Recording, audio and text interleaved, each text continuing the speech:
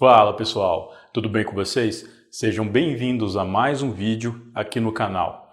Para quem não me conhece, meu nome é Júlio Chagas e se você não é inscrito, se inscreva no canal e ative o sininho para receber notificações de todos os nossos vídeos novos. No vídeo de hoje, eu vou falar sobre um crime que ocorreu no ano de 2011 na pequena cidade de Potsdam, nos Estados Unidos, cuja vítima era um garoto de 12 anos chamado Garrett Phillips.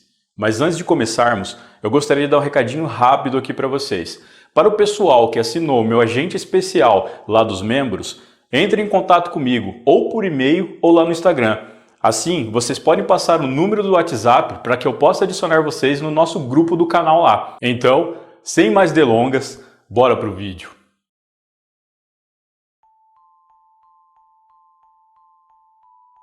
Garrett Phillips nasceu em 13 de agosto de 1999, em Potsdam, uma pequena cidade com pouco mais de 17 mil habitantes, localizada no estado de Nova York, nos Estados Unidos. Ele era filho de Robert Phillips e Tandy Sayers, e tinha um irmão mais novo chamado Aaron.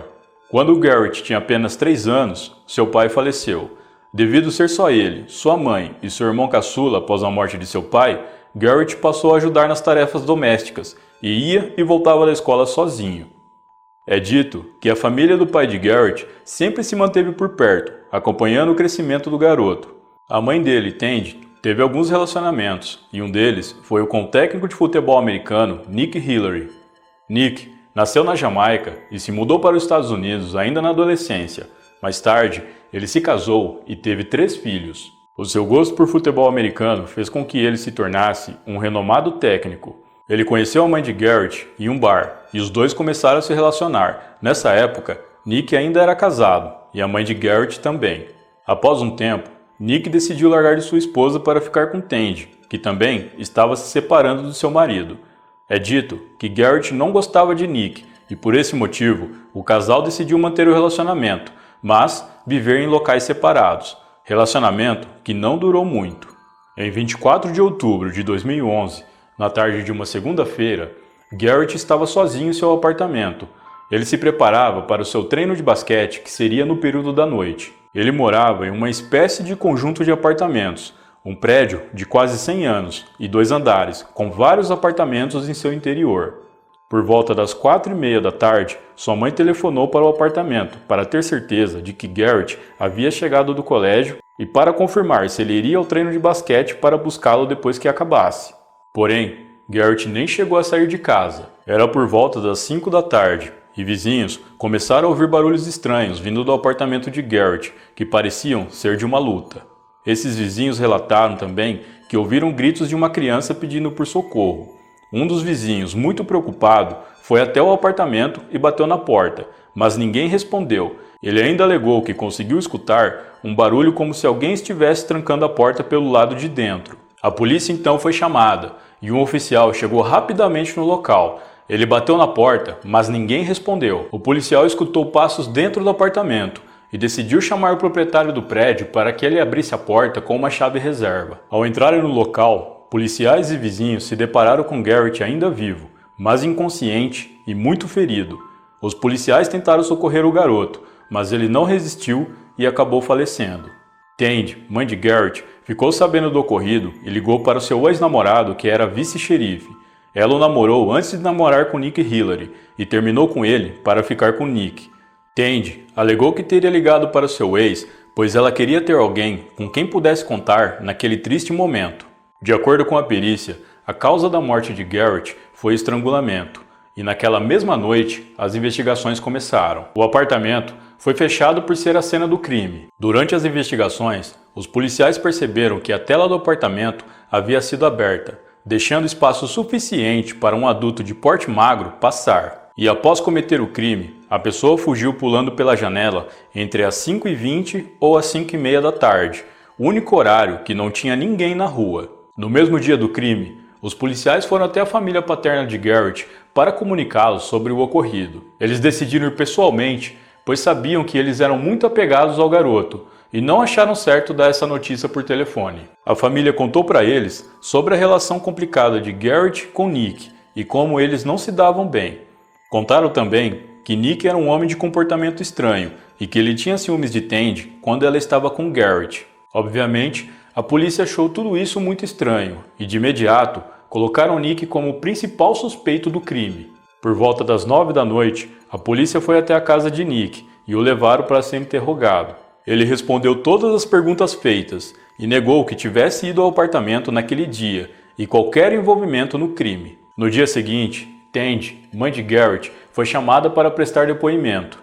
Ela foi com seu ex-namorado, que era policial, e alegou que Nick era um homem possessivo e controlador, e que quando ela terminou o relacionamento com ele, ele ficou inconformado e disse que sabia que a culpa era dos filhos dela. Tandy disse ainda que não conseguia pensar em mais ninguém que quisesse machucar o seu filho Garrett. No dia seguinte, após o crime, um policial passou o dia inteiro vigiando Nick em seu trabalho como treinador e disse que ele estava mancando. Porém, nas filmagens que foram feitas ao longo do dia, Nick aparece caminhando normalmente. Em 26 de outubro de 2011, 2 dias após o crime, Nick foi chamado novamente para depor, mas dessa vez, os policiais começaram a fazer perguntas em tom de acusação. Ele então decidiu permanecer em silêncio e pediu para ligar para o seu advogado. Após a ligação, o telefone de Nick foi apreendido e depois o mandaram tirar toda a roupa para que fosse revistado. O seu carro também foi revistado e todos os seus outros pertences que estavam com ele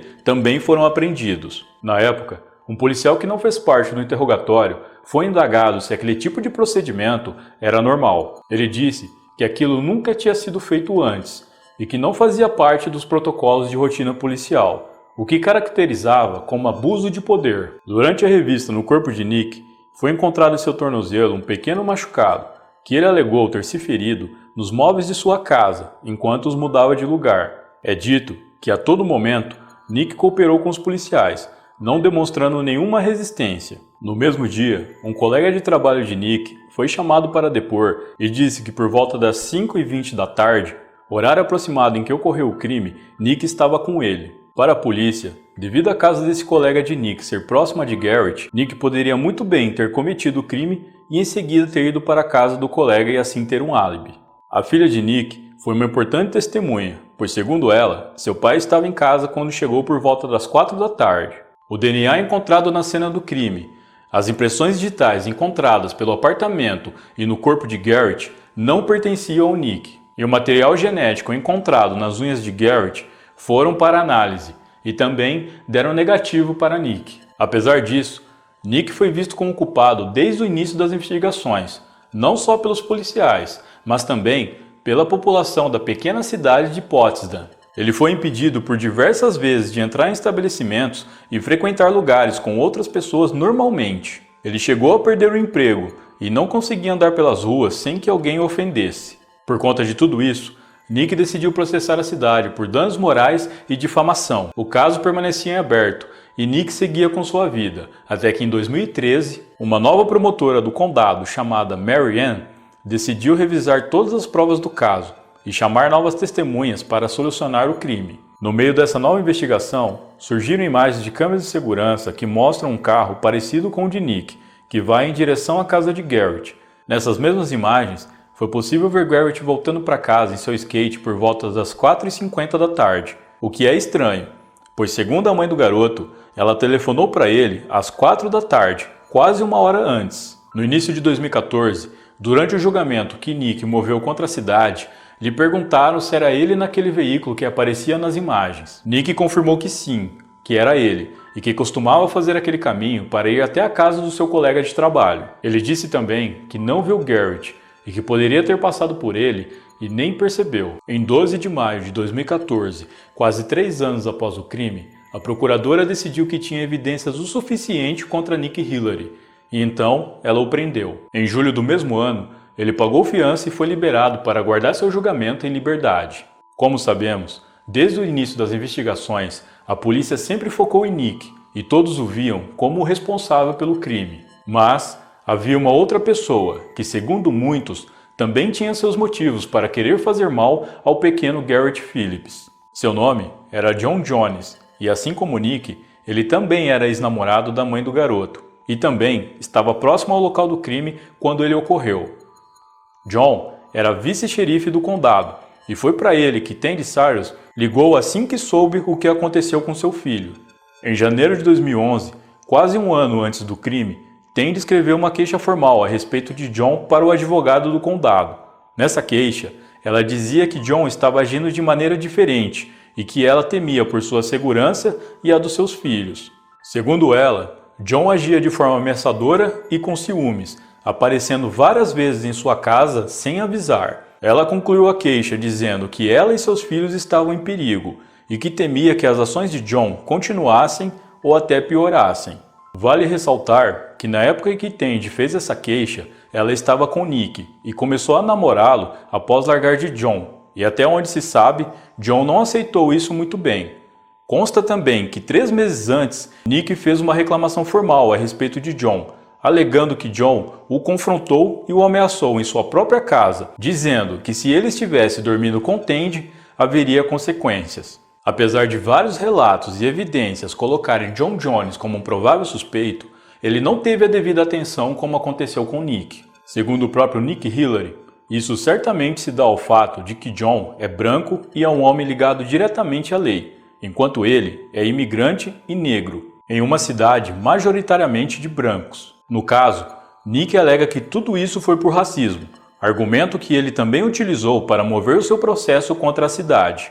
Voltando ao crime, a principal teoria da polícia é a de que Nick seguiu Garrett até em casa, sabendo que o garoto estaria sozinho. Ele então estacionou seu carro em outra rua e entrou no apartamento com uma chave copiada, atacando Garrett em seguida. Após isso, Nick teria escutado os vizinhos chegando, trancou a porta e, ao ouvir a polícia chamando, decidiu pular a janela e fugir para a casa do seu colega de trabalho.